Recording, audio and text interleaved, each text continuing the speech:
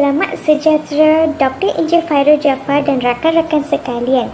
Bagi khusus SGDK 3812 Pedagogi Pendidikan Moral, kami sekumpulan yang terdiri daripada Tibran Ras, Danish Babu dan saya Siva Shantini ingin menerangkan tentang pemilihan pendekatan, kaedah, teknik dan strategi yang sesuai dalam proses pengajaran dan pembelajaran. Sehubungan dengan itu, kumpulan kami telah memilih topik pengajaran daripada DSKP tingkatan 2 Pendidikan Moral, iaitu daripada bidang 4 Moral, Peraturan dan Undang-Undang. Standard kandungannya ialah 4.2 Etika dan Undang-Undang Cyber.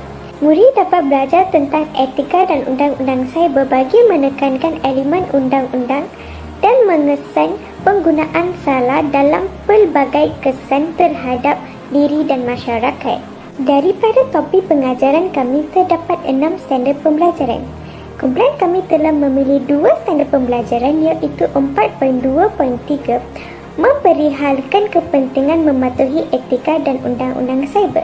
Dan seterusnya ialah 4.2.4 iaitu mengkaji kesan penggunaan internet secara tidak beretika dan menyalahi undang-undang cyber. Kami juga menggunakan strategi pendekatan teknik dan kaedah yang menarik dengan idea baru untuk mengajar topik ini.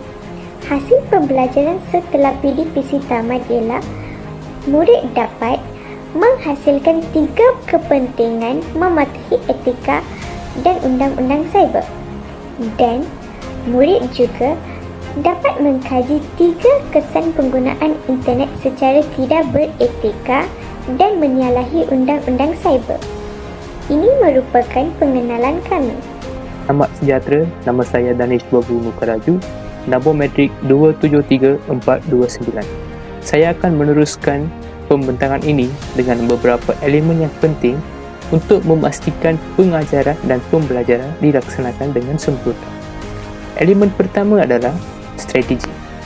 Strategi merupakan satu penentuan dan perancangan kaedah dan teknik untuk mencapai objektif jangka panjang.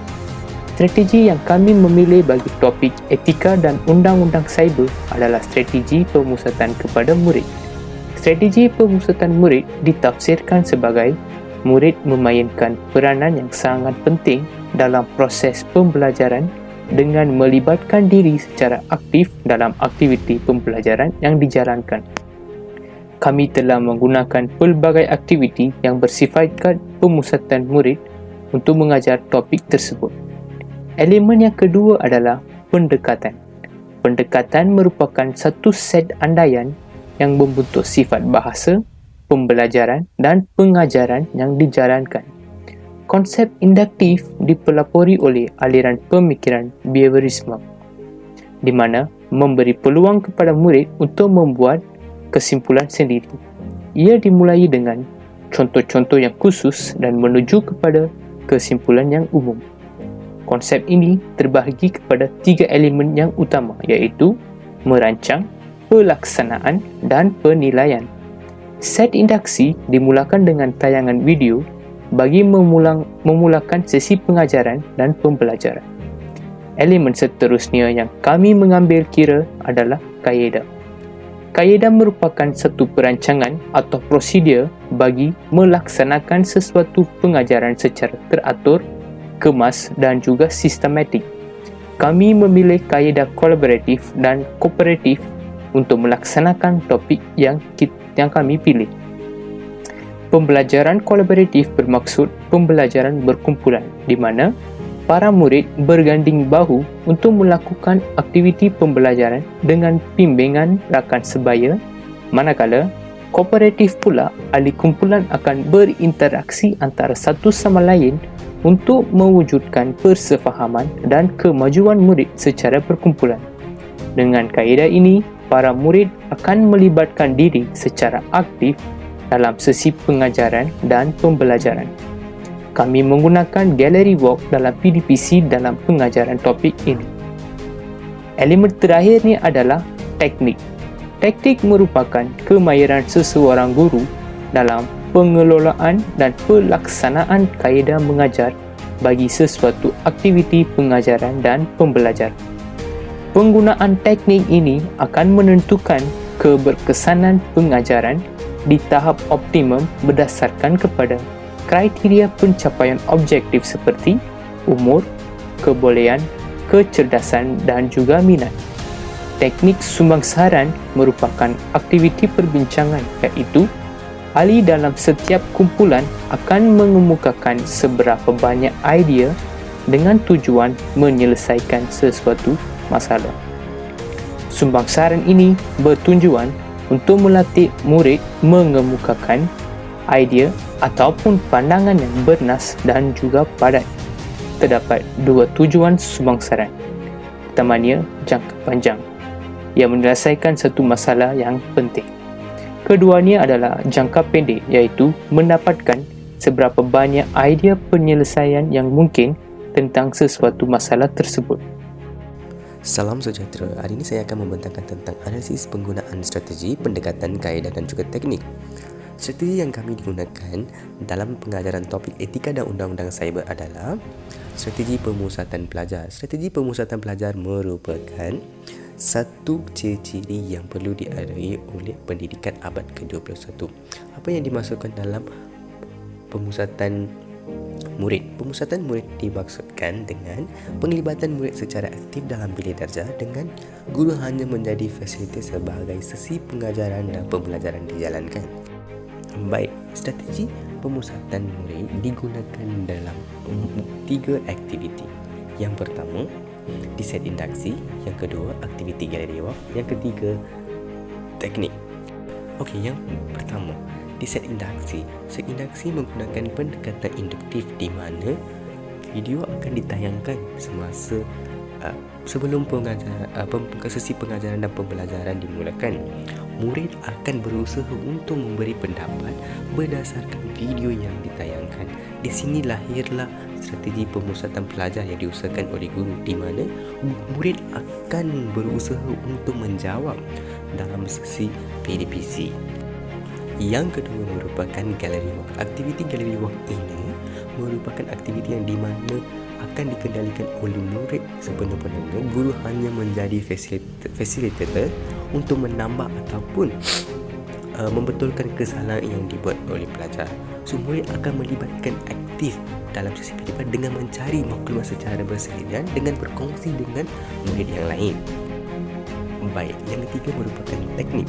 Teknik yang kami menggunakan adalah teknik sumbangan sara. Teknik sumbangan sara merupakan pelajar sendiri akan memberi pendapat berdasarkan topik ataupun berdasarkan pandangan yang akan diberikan dalam kelas, yang di mana strategi pemusatan pelajar ini digunakan dalam kebanyakan aktiviti PDCP bagi pengajaran topik 4.2 etika dan undang-undang cyber. Apakah ciri-ciri pemusatan pelajar? Komunikasi akan berlaku dua hala di antara guru dan murid. Di permulaan sesi induksi, guru akan menjawab balik kepada persoalan yang ditanya atau pandangan yang dibagi oleh murid. Yang kedua, ciri kepimpinan guru bersifatkan demokratik. Strategi PDP akan lebih mengutamakan pencapaian objektif pembelajaran murid. Strategi pemusatan murid ini akan membantu ataupun menggalakkan murid untuk melibatkan diri secara aktif dalam sesi PDPC, dan murid akan memberikan peranan signifikan sepanjang sesi PDPC dijalankan. Seterusnya, pendekatan. Pendekatan yang kami gunakan dalam topik pengajaran ini adalah pendekatan induktif. Okey, konsep induktif ini merupakan murid akan dibimbing melalui aktiviti pengenalan ataupun penyoalan supaya dapat membuat kesimpulan sendiri, di mana guru akan menayangkan video di mana murid akan berusaha untuk membuat kesimpulan. Sebagai contohnya di set induksi, di mana murid sendiri akan berjawab untuk mendapatkan idea-idea. Okey, model induktif ini terbahagi kepada 3, iaitu perancangan aktiviti, pelaksanaan dan penilaian. Perancangan aktiviti ini terbahagi kepada 2, iaitu pengenalan maklumat dan menyediakan contoh. Pelaksanaan ini terbahagi kepada 3, iaitu memberi contoh-contoh dan membuat kesimpulan serta yang akhir merupakan penilaian. Penilaian ini guru akan menilai jawapan-jawapan yang diberi oleh murid, di mana murid dah berusaha dalam isu ini. Strategi pemusatan murid serta pendekatan induktif bergabung sekali dalam sesi pengajaran ini. Kaedah yang digunakan dalam sesi pengajaran 4.2 adalah kaedah pembelajaran kolaboratif dan kooperatif, yang di mana yang ini akan membantu pelajar untuk bekerjasama dalam kumpulan untuk mengatasi sesuatu masalah ataupun memberi maklumat balas, serta berkomunikasi melalui berintegrasi sama ada secara berstruktur ataupun tidak. Pembelajaran kolaboratif merupakan murid-murid akan berkolaboratif dalam kumpulan. Sebagai contohnya dalam aktiviti galeri walk, murid akan berkolaborasi dalam kumpulan untuk menukarkan pendapat, menukarkan idea-idea untuk menjalinkan ataupun menghasilkan sesi pembentangan, di mana sesi kolaboratif merupakan satu ciri-ciri pembelajaran abad ke-21. Yang kedua merupakan kooperatif. Kooperatif ini merupakan kooperatif merupakan satu set proses yang membantu pelajar untuk berintegrasi ataupun berkomunikasi antara satu sama lain untuk mencapai satu matlamat. Sebagai contohnya, sesi pembentangan dalam galeri tersebut akan menggunakan konsep pembelajaran kooperatif, yang di mana mereka akan berkongsi ataupun berkomunikasi antara satu sama lain untuk menukarkan pendapat masing-masing. Teknik yang kami gunakan dalam pengajaran ini adalah teknik sumbangan cara. Adalah satu kaedah untuk mendapat alternatif penyelesaian bagi masalah. Dia juga mengenali sebagai pencapaian fikiran, di mana semua orang dalam kumpulan akan mengubah fikiran dan pendapat terhadap sesuatu topik yang dibincangkan. Sebagai contoh, dalam aktiviti galeri walk, setiap pelajar akan menggunakan teknik sumbang cara ini untuk memberi pendapat berkaitan dengan topik, iaitu cara-cara untuk mengelakkan daripada mangsa gangguan seksual cyber. Aktiviti sumbang sara ini dijalankan dengan berkesan dengan prinsip asas seperti topik ini perlu dah dibincang dengan kebolehan murid ataupun dikenali sebagai tahap murid. Yang kedua, ketua kumpulan mestilah memainkan peranan yang penting bagi memastikan perjalanan aktiviti perbincangan ini berjalan dengan lancar. Setiap ahli kumpulan perlulah menunggu giliran dan wajib memberi pandangan terhadap topik tersebut. Cadangan hendaklah dicatat dan dibincang secara bersama untuk memfinaliskan topik tersebut. Setiap pendapat ataupun cadangan tidak salah, hanya perlu diperbetulkan sahaja. Kumpulan akan berdiri dengan pelbagai jenis murid dengan pelbagai jenis ketahapan. Semua murid perlu berkolaboratif ataupun perlu bekerjasama antara satu sama lain untuk menyumbangkan idea-idea yang digunakan. Secara kesimpulannya, strategi, pendekatan, kaedah dan teknik merupakan elemen yang penting dalam sesi proses PDPC, yang di mana kami gunakan adalah galeri walk dan juga set induksi dalam setiap elemen, yang di mana strategi pemusatan pelajar ini digunakan dalam set induksi aktiviti pembelajaran. Yang kedua merupakan kaedah pendekatan induktif, kami digunakan dalam sesi induksi. Yang kedua merupakan kaedah pembelajaran kooperatif dan kolaboratif, ini kami menggunakan dalam aktiviti galeri walk. Yang akhir merupakan teknik sumbang sara, ini kami digunakan dalam aktiviti galeri walk tersebut.